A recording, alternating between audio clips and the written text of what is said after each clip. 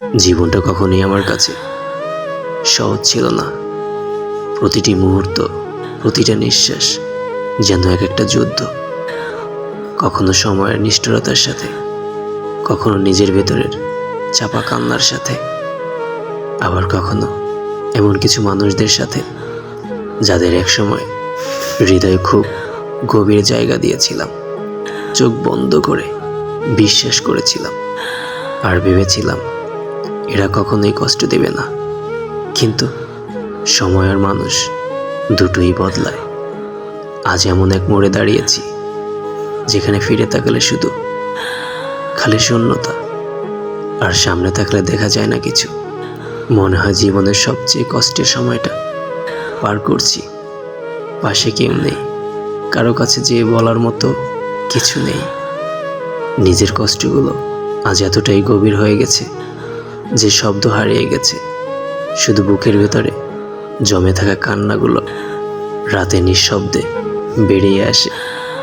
জীবনে কখনো কখনো এমন একটা সময় আসে যখন তুমি আর কাঁদতেও পারবে না, শুধু চুপ করে থাকো। কারণ তুমি জানো তোমার কান্নারও দাম নেই কারো কাছে। আমি এখন সেই জায়গাতেই দাঁড়িয়ে আছি। একসময় ভেবেছিলাম কেউ থাকবে, পাশে দাঁড়াবে, হাতটা ধরবে, কিন্তু এখন বুঝি কিছু মানুষ শুধু সঙ্গে আসে তোমার ভিতরটা ভাঙার জন্য, শিখিয়ে যায় কিভাবে একা হতে হয়, কিভাবে মানুষ বিশ্বাস হারায়, আর কিভাবে নীরবে কষ্ট সহ্য করতে হয়।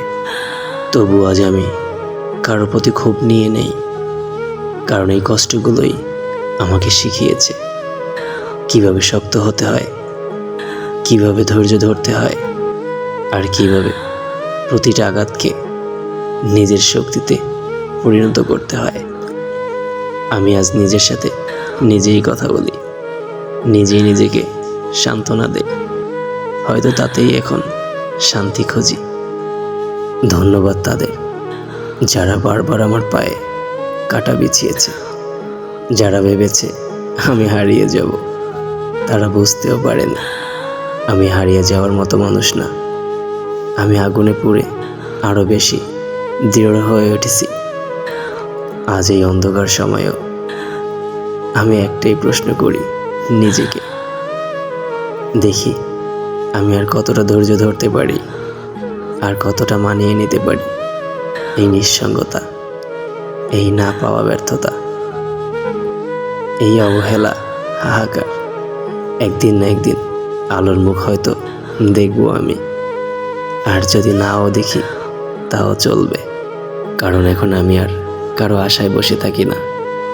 এখন আমি শুধু নিজেকেই গড়ি, নিঃশব্দে, কষ্ট বুকে চেপে ধরে মাথা নিচু না করে।